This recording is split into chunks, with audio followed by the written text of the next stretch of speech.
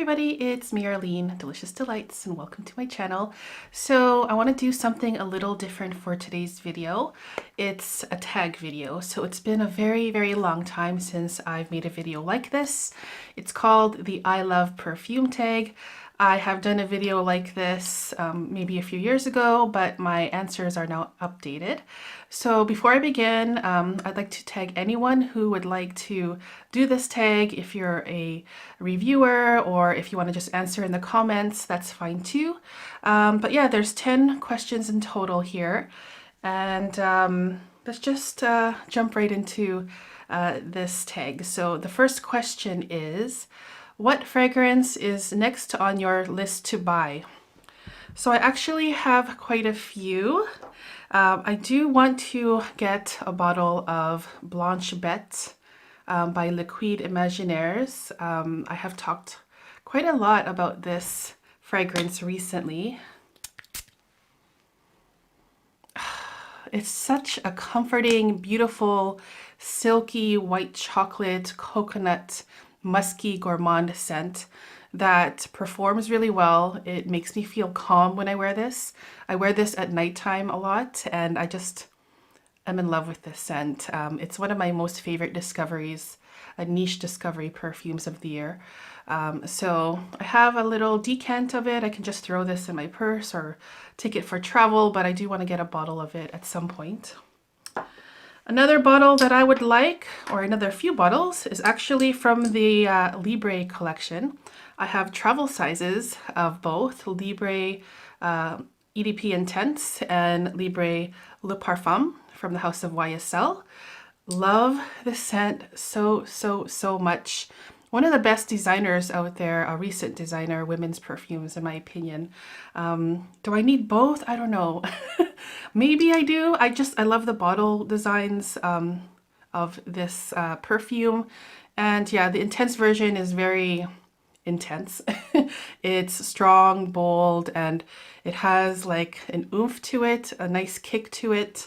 The Le Parfum version is a lot more toned down, a lot more polite, but still really beautiful. And I also think men can wear this Libre perfume as well. All right, so let's move on to the next question. If you could only have designer or niche, which would you choose? So this question, when I think about it, I always go, like, if you ask me one day, it's niche, and if you ask me another day, it's designer. It really is like this. And I don't think one is better than the other. I love both. I love fragrances from both niche and designer. I will say that with designer perfumes, they are in general more wearable, in my opinion. Things that you can just throw on and go on with your day, and then you just smell good. You're inoffensive for the most part. You smell inoffensive. Just easygoing, everyday scents that are like your daily driver signature scents. And then with niche scents, they are in general more artistic and different from what you normally smell other people wear. And so whenever I wear niche fragrances, it just makes me feel a little bit more special. It makes me feel more bougie and fancy, and I really like that feeling too, the mood that it puts me in. So it really depends on which day, which I prefer. But I guess when it comes to wearability, I'll probably choose designer fragrances because, as I said, they're just easier to wear for the most part. But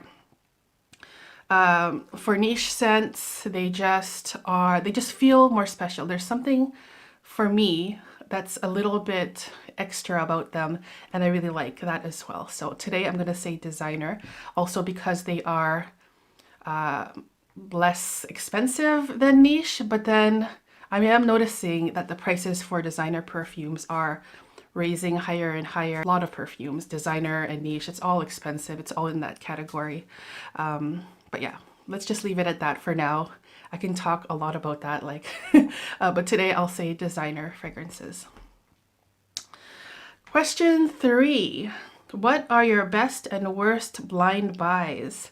So when it comes to blind buys, I I do make them mostly with cheaper scents. I'm easier to spend money on a fragrance I haven't tried before if it's, you know, not too expensive.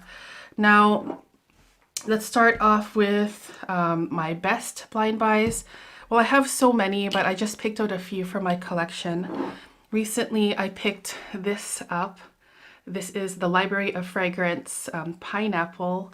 I have reviewed this recently, and basically it's the best pineapple scent that I have ever smelled.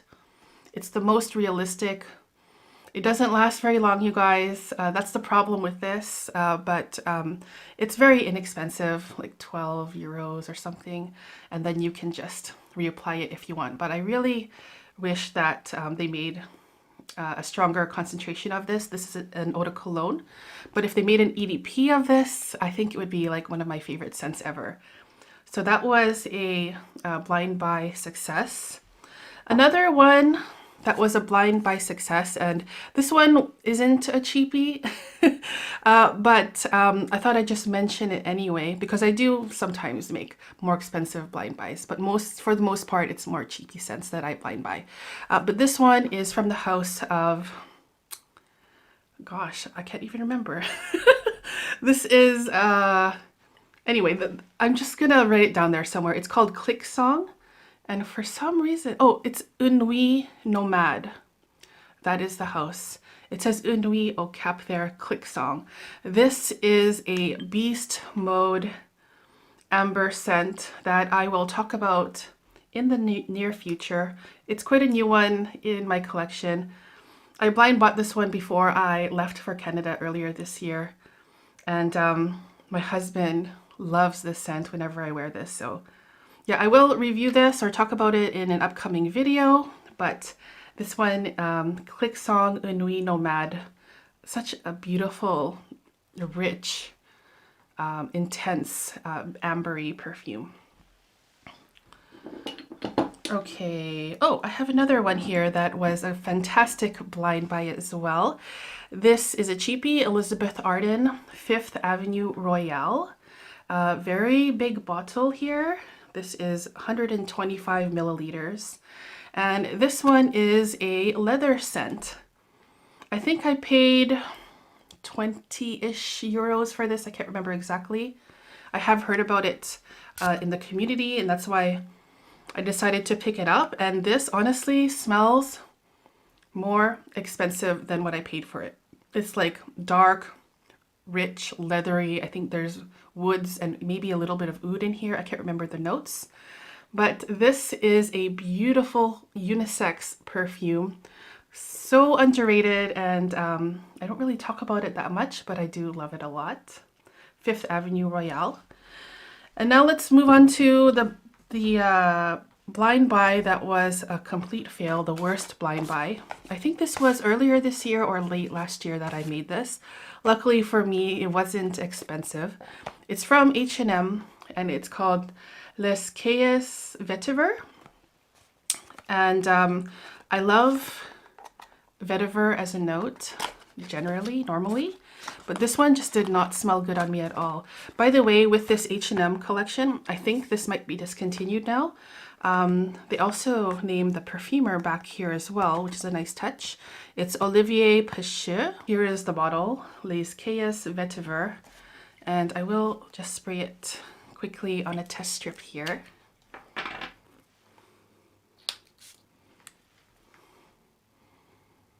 Okay, so this one, it's not like the worst thing I've ever smelled or anything like that. It's just not something that I would ever be in the mood to wear, I think. And this one smells like rubber to me. Like almost like a burnt rubber scent. It's very unusual. Very challenging scent. I am very surprised that H&M would release something like this because it smells like a niche scent to me. But yeah, it smells so rubbery, like burnt rubber. And maybe some citruses at the top. There's some notes on the top. They do list the notes here. But yeah, this one just on skin, it smells better on paper than it does on my skin. But yeah, it's like really a weird, I don't know, rubbery kind of scent that just didn't work. But yeah, I didn't pay a lot for this. It was probably on sale. Now, yeah, that was my worst blind buy, at least one of them. Now let's move on to the next question here. Question number 4. What purchase do you regret the most? So I guess there's quite a few. But I have chosen one from my collection that I kind of regret just because I don't really wear it. When it comes to, well, I'll first show you what it is. It's from the House of Guerlain. It's from their Art Materials line. It's called Angelique Noir. I have reviewed this one quite a while ago, and it is a nice and interesting scent. It is a very unique vanilla scent. Yeah, it's really nice. But I guess the reason why I regret it is because I don't really wear it. Like, you know, I have many vanilla scents in my collection. And, you know, I always just gravitate to the same ones. So then there are other vanilla perfumes that also smell nice, but they kind of just get ignored. And because this was so expensive, then I kind of regret it. But I mean, now I'm smelling it, I'm like, hey, I should wear this more actually. It is really, really pretty. Unique green vanilla. But it's just something I don't really reach for, and then considering the price of it, it's like, maybe I could have bought something that I would wear more. But yeah, I do kind of regret this, but you know, it's never too late to just start wearing it, right? More often. But yeah, Angelique Noir from the House of Guerlain is one that I kind of regret. But I think I might be able to turn that around to something I don't regret. All right, the next question here is, what is your most complimented fragrance? So when it comes to compliments, I don't get a whole lot of them. I have chosen one from my collection that my husband always compliments me on. Every single time I wear this scent, he'll comment on it. I, of course, wear perfumes all the time. I'm testing things all the time. There's like perfume everywhere scattered around my house, but so he never really knows what I'm wearing, but whenever I wear this, he will comment and say, wow, that smells really nice. So this is from the House of Armani Privé, and it's Vert Malachite or Malachite. Lovely scent. It's probably my favorite from the Privé collection from Armani. And this one, it's so, so, so pretty.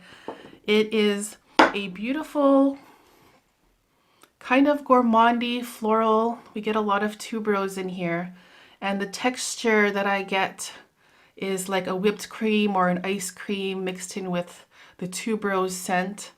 And it makes me think, if there was ever such thing as a tuberose ice cream, that's what this would smell like. So it's so rich and decadent.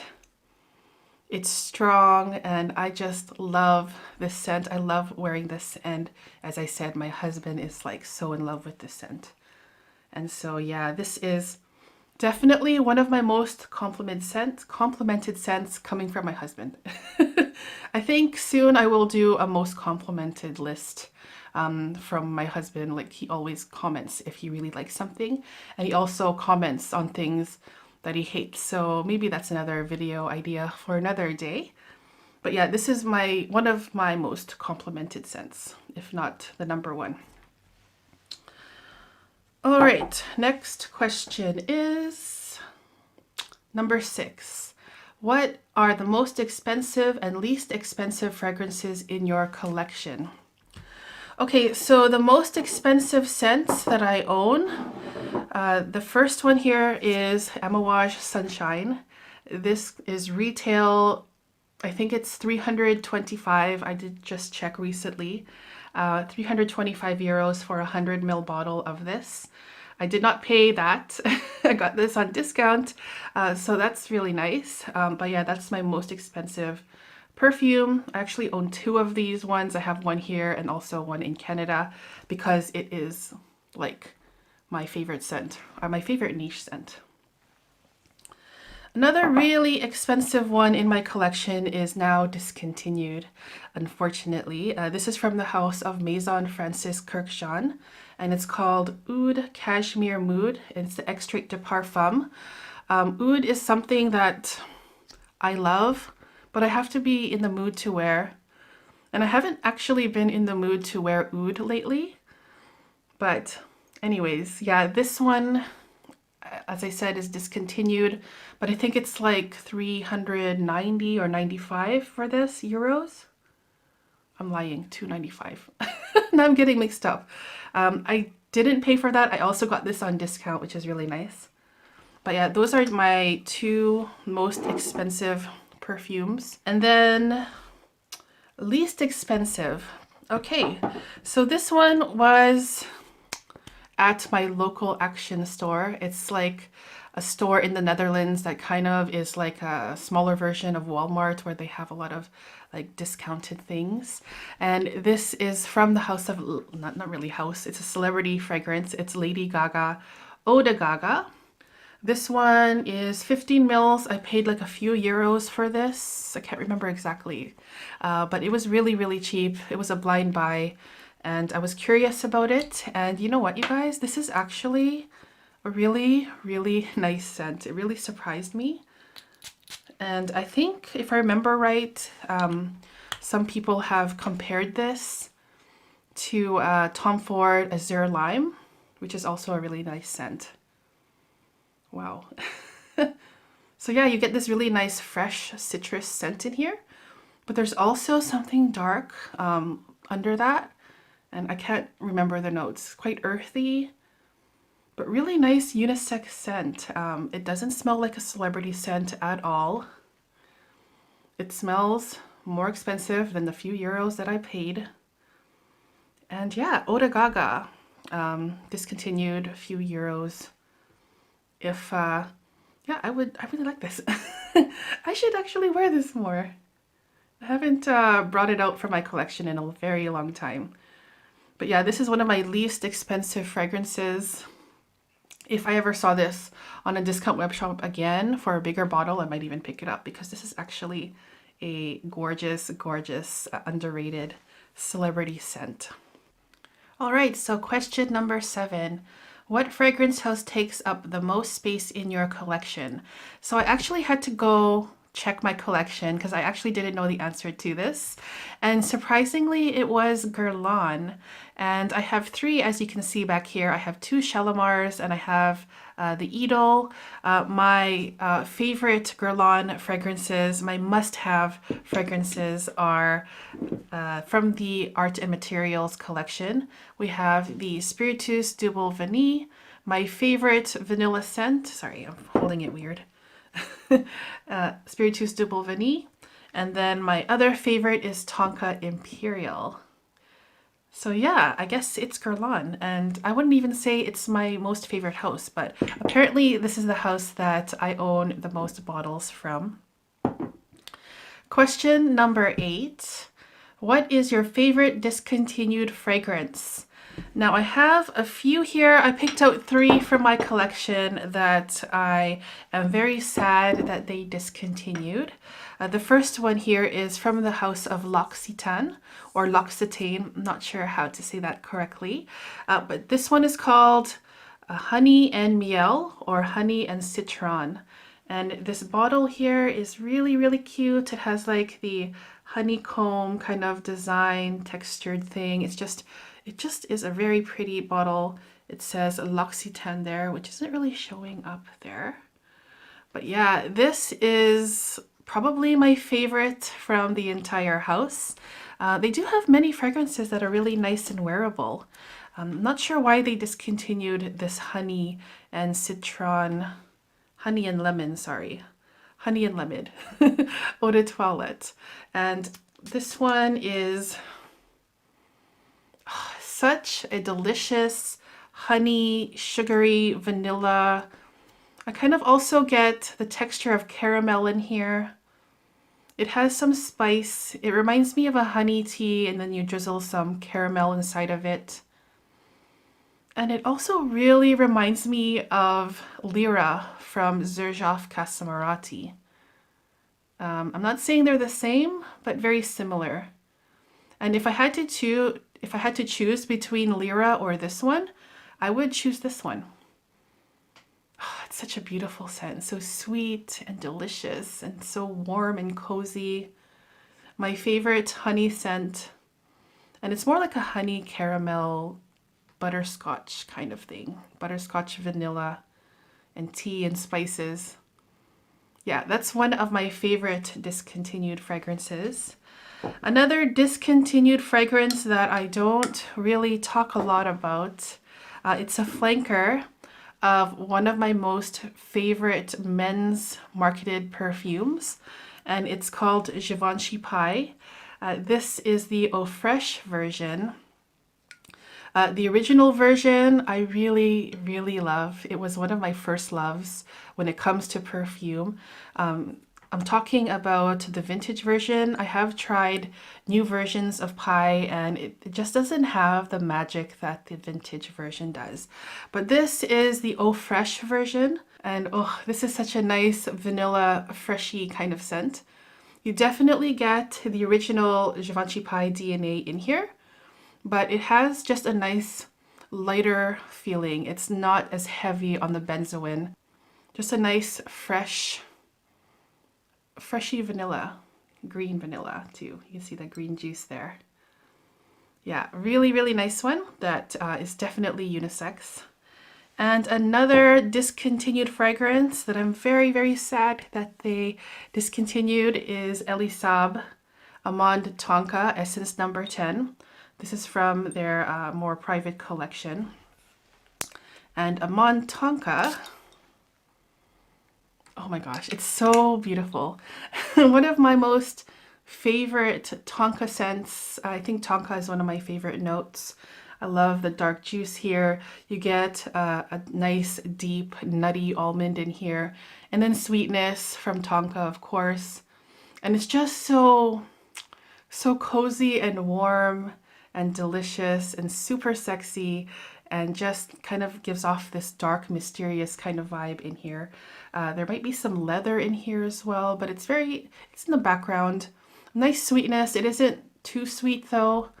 And yeah, very, very sad that this is no longer available. Almost done, you guys. There's a few questions left. Okay, so number 9. What are your favorite fragrance related videos to watch?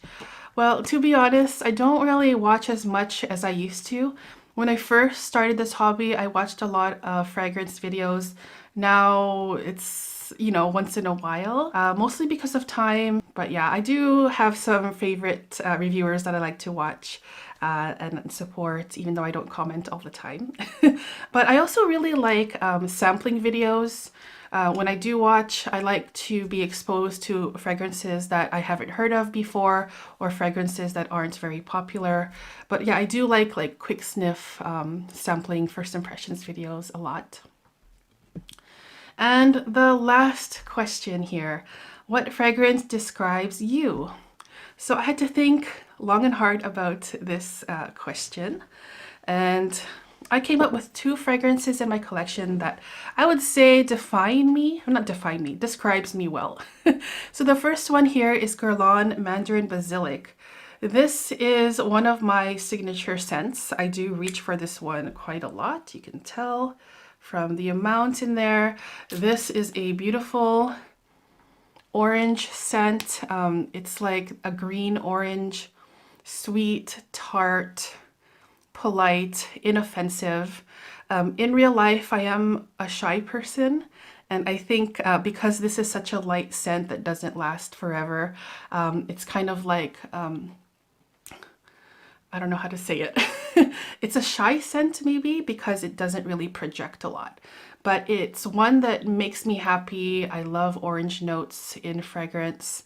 As I said, one of my signature scents, and it's an enjoyable one to wear, and I never really get sick of it.